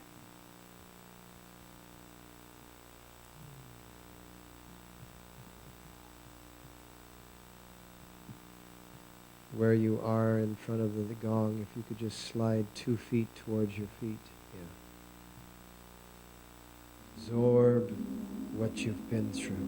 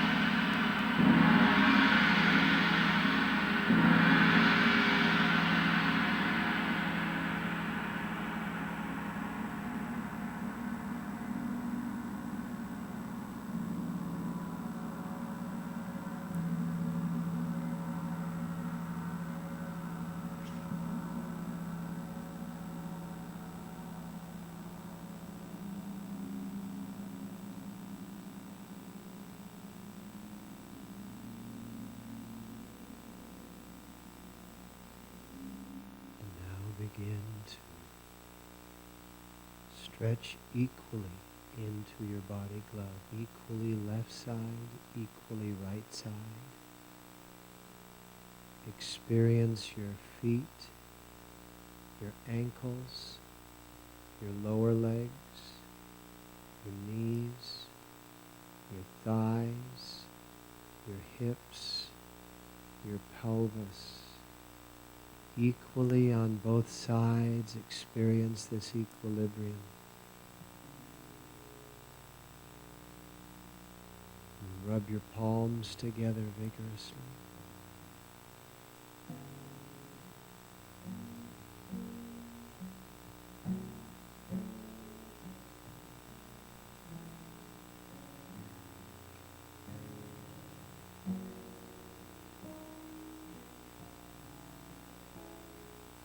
Inhale and stretch. Biggest stretch you can possibly do.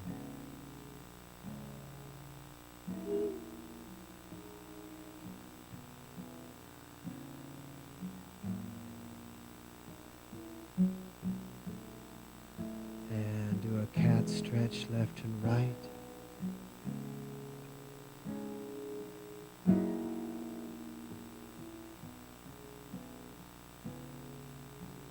Bring your knees to your chest and roll on your spine. Do this.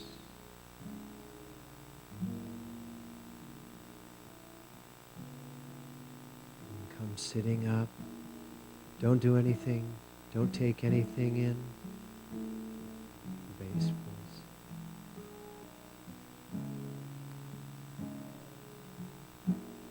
But simply twist around and look in this direction. There's a mantra next to me on the paper.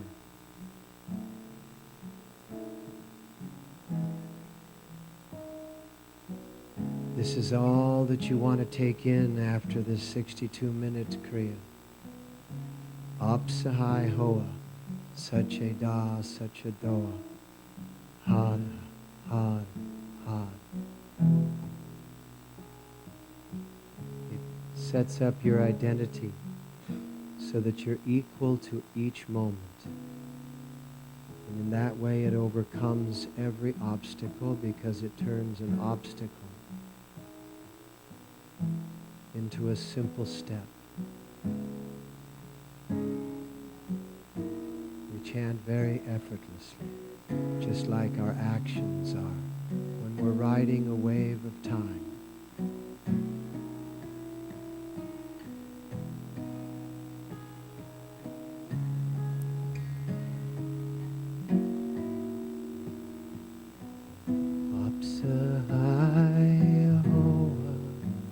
Sacheda, Sachadoa, Had, Had, Had, Apsahai Hoa, Sacheda, Sachadoa, Had, Had, Had. Apsahai Hoa, Sacheda, Sachadoa, Had, Had, Had. Apsahai Hoa, Sacheda, Sachadoa.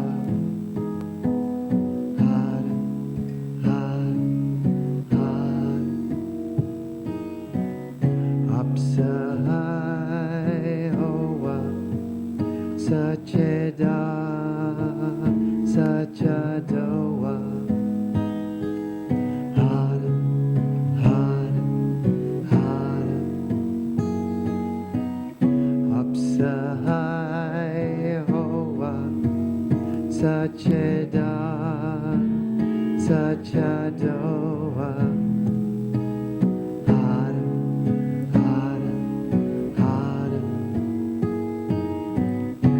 Apsahai Sacheda, Sachadoa, Had, Had, Had, Apsahai Hoa, Sacheda, Sachadoa, Had, Had, Had. Adore yourself. Apsahai Hoa, Sacheda, Sachadoa, Had, Had, Had. Apsahai Hoa, Sacheda, Sachadoa, Had, Had, Had. Apsahai Hoa, Sacheda, Sachadoa, Had, Had, Had. Apsahai Hoa, Sacheda, Sachadoa, Had, Had, Had. Apsahai Hoa, Sacheda, Sachadoa, Had, Had, Had. Apsahai Hoa, Sacheda, Sachadoa, Had, Had, Had. Apsahai Hoa, Sacheda, Sachadoa, Had, Had, Had. Let your voice fly. Apsahai Hoa, Sacheda, Sachadoa, Had, Had, Had. Apsahai Hoa, Sacheda, Sachadoa, Had, Had, Had. I'm equal to everything. Apsahai Hoa, sing it out. Da, Sachadoa, Had, Had, Had. Apsahai Hoa, Sacheda, Sachadoa, Had, Had, Had. Apsahai Hoa, Sacheda, Sachadoa, Had, Had, Had. Apsahai Hoa, Sacheda, Sachadoa, Had, Had, Had. Apsahai Hoa, Sacheda, Sachadoa, Had, Had, Had. Close your eyes and just listen for a moment. Whenever you've been doing something for a long time, take tennis, take golf, take any skilled event, and you do pretty good, but then along comes an opportunity in which you're actually taught the way in which the human being was created to do this, tennis, golf, violin, guitar, whatever it is, life. When you first start trying to do it the right way, you experience tremendous awkwardness, and then ultimately surpass any of the wildest dreams that you ever had when you were doing it your way, the way that you had just sort of developed over the years. It took us 4 million years to master walking. As a small child, we fell down more times learning to walk than we ever will after we mastered walking. Walking is like the old saying, walk your talk. Walking is communicating to the whole rest of the system where you're going, how confident you are in getting there, and how you interface with everything along that path. Walking is such an important messaging system to the entire physical, emotional, and mental and existential self. Be very conscious of your walk. Be very conscious of how you hold your body. And begin to use the advantage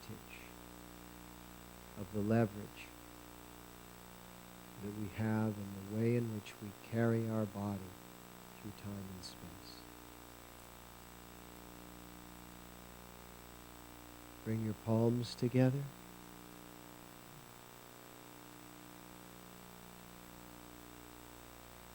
Inhale deeply. When the Sirsing Sahib would want to just end the class, he would say, we're going to do it monotonous. May the long time sun shine upon you, all love surround you, and the pure light within you guide your way on. May the long time sun shine upon you, all love surround you, and the pure light within you guide your way on. And then he'd have us do a big one.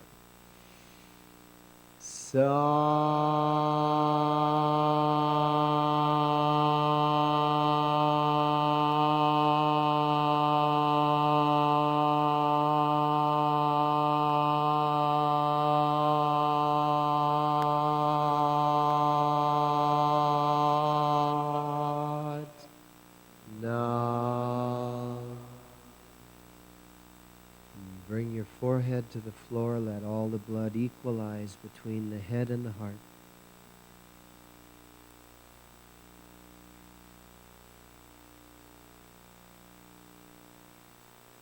And with your eyes closed, be inhaling up, coming up. Rub your palms together with your eyes closed. And then cover your eyes with your palms. Open your eyes into the dark of your palms and slowly move them forward, gazing at the mandala of your palmistry. Waheguru Ji Ka Khalsa, Waheguru Ji Ki Fateh. We'll do it at dinner.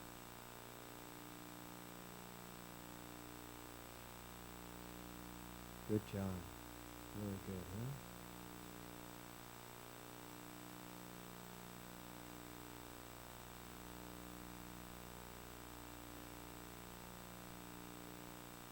Make sure that before you go to sleep tonight, that you journal. Just find, if you don't have a formal journal, just find a piece of paper and a pen and write from your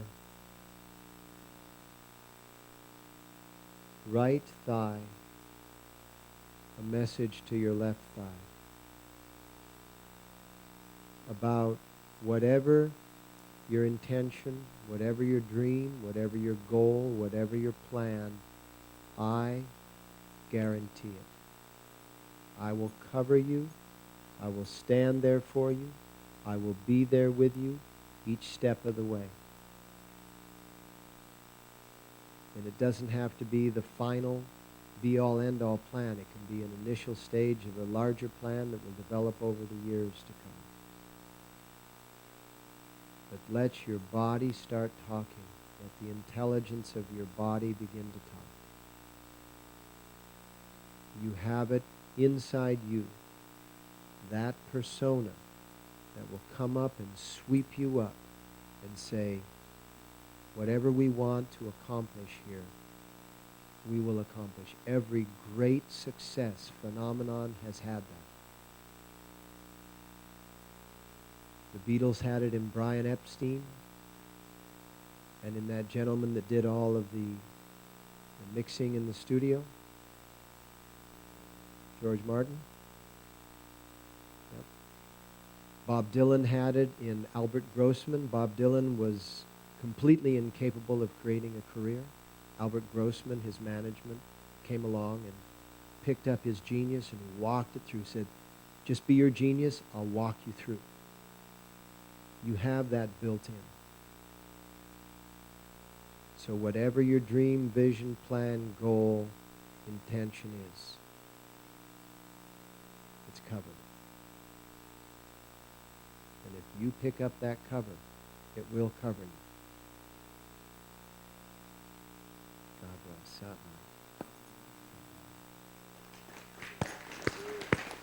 Satnam.